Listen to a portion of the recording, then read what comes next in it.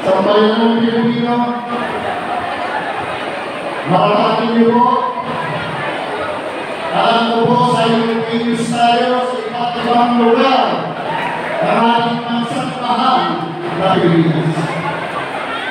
Unahin ko na po ang Laguna. Ipagin niyo ang hilaw ang Laguna. Isunod natin ang Cavite. Isunod natin ang Baguio, ang Quezon City, ang Bulacan, kung saan mo yaroon, Rizal, Cebu, Capiz, Plaridel, Misamis Occidental, Balay Bukidnon, Agusan del Sur, Davao City sa Pindang, Davao City sa Torin, Davao del Sur, at Davao Piolo. Mabuhay po kayong lahat! Mabuhay po si Pastor Apollo Kibuloy! Ito ang tandaan po ito. May dapat si Pastor Kibuloy, hindi lamang bilang si Kibuloy. Meron siyang dapat ngayon na sa pagkakasasan. Pero alam namin lahat na ang harapin ang unang-una is Jesus Christ.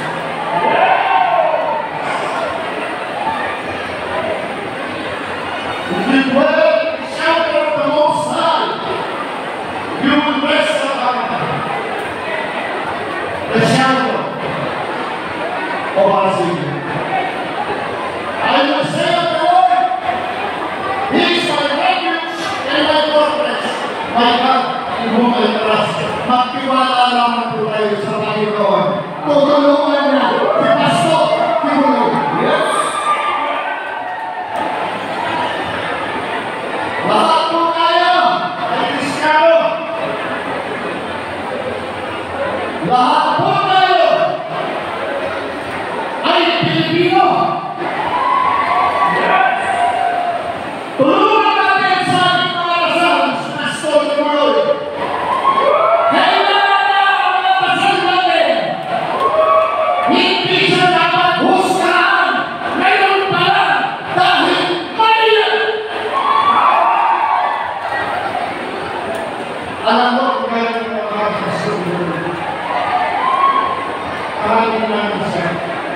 Kasi hindi nila iwan ang nagawa niya ang mga pag-ibig sa kanya. Ngayon po, ako naman tayo sa kanya. Meron din po ang tumangkik sa inyo sa ating mga open Pilipino. Totoo po yan. Nakakapahan naman po ng puso at nakakapahan ng tawag. Alam niyo po ba? Lahat po ang tumangkik sa atin noon ay pagpinaglahat ang ating buhay bilang artista at hindi na kayo mapupura doon kailanman. Kayo po ang gumawa sa ating superstar. Kayo po ang gumawa sa ating box office king. Naging inspirasyon po kayo lahat. Pinagputi ko. Pero ang po ako naman mag-dress up mo. Hindi ko po ipinagmamalaki yung pagkakaralo ko.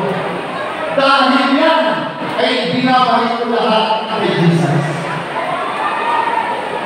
To God be the glory and honor. It's never about us. It's always about Him. Lahat po yan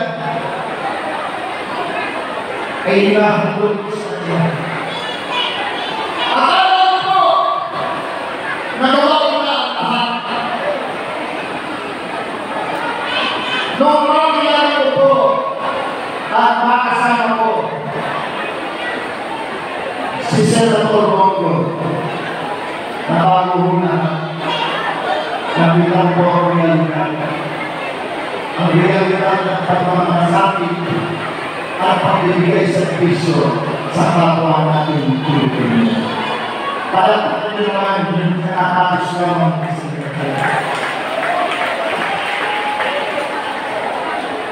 sinundan ko po siya. Mula ng 2019 po po siya. Unang araw pa lang po na isinamahan ko siya. Mula noon, hanggang ngayon, magkasama rin yung dalawa. Ang tunay ng mga kaibigan ay wala.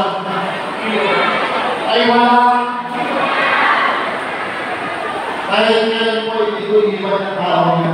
Kasi alam ko na tama ang kanyang ginagawa para sa sabayaw. Hindi ako perfecto. Dami mo nga ako tapos na inaabot. Pero pinatanggap ko lahat ng tapos na yan. Ang dami ko nagpapas sa akin. Pinatanggap ko lahat sa yan. Kasi alam ko, yan po ang naghahanap buhay. Diyan sila nakakuha ng pambili ng mga pagkain para sa kanyang hapag-kainan. Hindi po ako malakalit sa kanila. Pinagdarasan ako sila. At alam nga nawa ko ng lahat. Yung pananampanan natin kulang. Nakita mo! Ang pinaway hirap na hirap dito sa ating bansa. Lahat kaya ng bundok ng Pilipinas ay narating ko na. Alam niyo po, karamihan senior citizen, kinakausap ako. Nakikiusap sa akin na sana itumakbo ako senador. Sabi ko, hindi ko alam kung parang awa ko. Tumakbo ka at kung manalo ka, huwag mo naman kami pabayaan ng mga senior citizens. Sinabi ko po, kung ito'y mangyayari kahit kagustuhan ng nasa taas. At ito nga po, nangyari na. Nagbubukas po ako ng may bago ng aking buhay. Ngunit hindi nila nakisa. Ang lahat ng aking buhay sa politika. Sa bayan ng Pilipino! Kung ako'y sinukot na hapon, maaari po ba akong mapapuli sa inyo lahat na kung ang inyong suporta? Ay, di mo ba? Mas hindi ko pa nalilinig ng mahinaw kung umihiyaw ba kayo kasi ba't mamulan? Ang puso mo po ang sa kanila. Gusto mo po maglingkod sa sambayan ng Pilipino. Gusto mo po ibigay ang muling puso ng ating buhay sa paglilingkod sa sambayan ng Pilipino.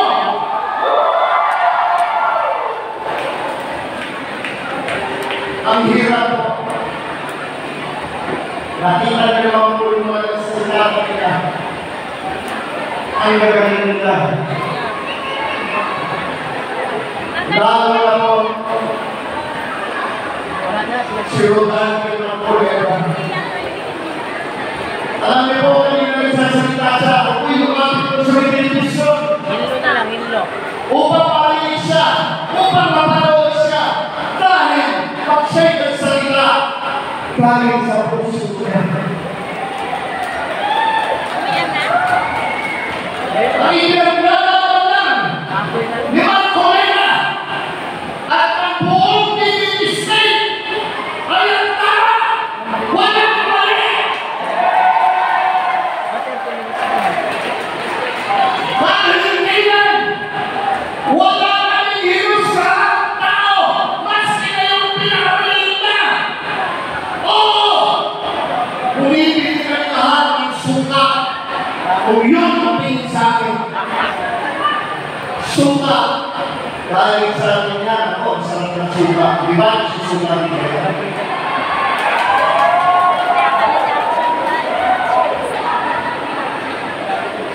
Nakinig ako! Pero dahil na pinagkaan nila. Dahil naman, ang ginawa nung nandun. Sino? Sino yung grupo? Si Alessandro Alonso. Ang buwan ko, nakukuhan nila. Pinag-impeachment ang aming mahal na Vice President Inday Sara Duterte. Ginagawa nilang magnanakaw o nagnakaw ang ating Vice Presidente. Ito naman ang sa akin, sa bayan ng Pilipino kung kayo'y nanonood. Walang magnanakaw na Duterte.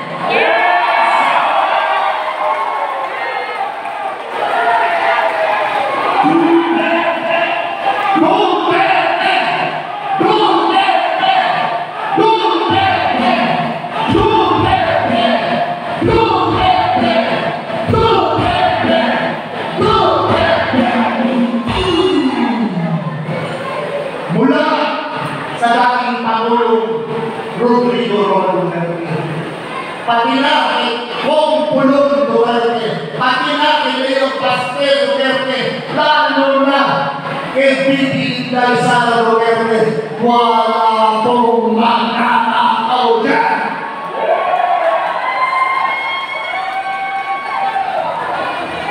How can it be? Ang pinanggalingan nila ay isang magandang bilhin.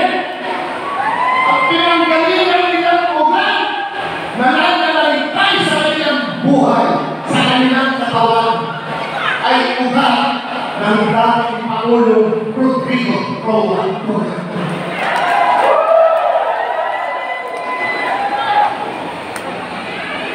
Kaya ito naman sa atin,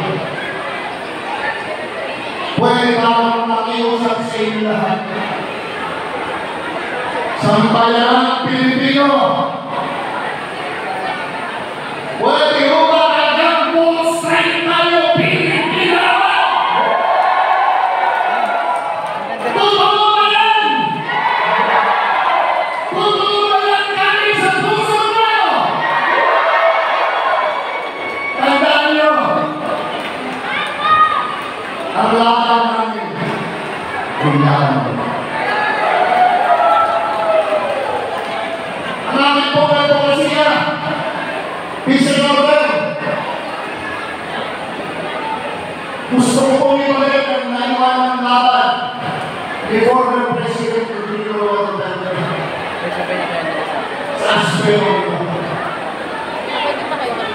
Gusto ko pong magbalik ang tiwala ng mga magulang na mga kauwi at kanina mga anak sa kanilang tahanan na ligtas, na hindi makikita, hindi magkakahasa, hindi mapapatay.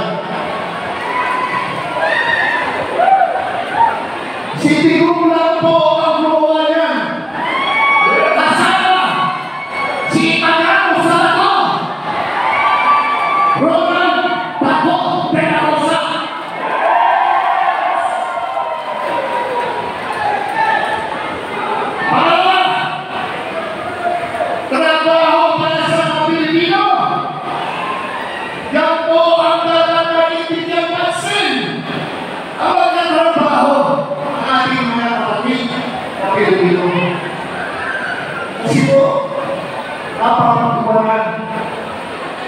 Nakihingaw sila.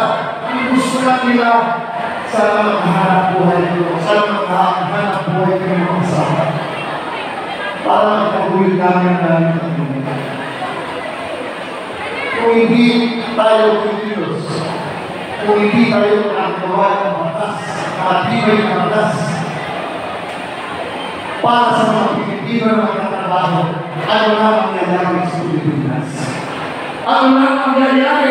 Lalo sa pinakamahihirap na mahirap. Suntok mo sa puso ko yan. Hindi mo kaya nagtitutunan. Dapat po sa aspeto ng agrikultura, teknolohiya at infrastruktura para mas maging matibay po ang kinabukasan ng mga Pilipino. Yan po! Pangatlo, edukasyon. Palagi ko namin sinasabi, nakakabataan ang pag-asa ng aming mga tuko naman po yan. Pero, paano po nila makakamita kanina mga potensyal kung napapabayaan naman po natin ang mga nangyayang sa edukasyon. Sa pribadong eskwelahan o pribadong paaralan, ang mamahalan ng libro, ng notebooks, ng iba't iba pang gamitigan, lalo ng matrikula. Sa pagpupi ko naman pong paaralan, marami tayong guro. Marami. Pero kulang tayo sa class building. Kulang tayo sa classroom. Sa isang classroom, sa isang sigit paralan, 80 hanggang 90 estudyante nasa loob. Yung iba sa bago na mapaupo na sa sahig. Yung iba magkakaroon na tayo. Paano sila ito? Alam mo naman yung mga sinasabi ko. Kasi I'm a very passionate person. Gusto ko naman gusto ko ay ayos. Ang kinakabasan ng mga nabataan natin. Ano naman ang estudyante? Dapat po mamalas ang pondo para sa edukasyon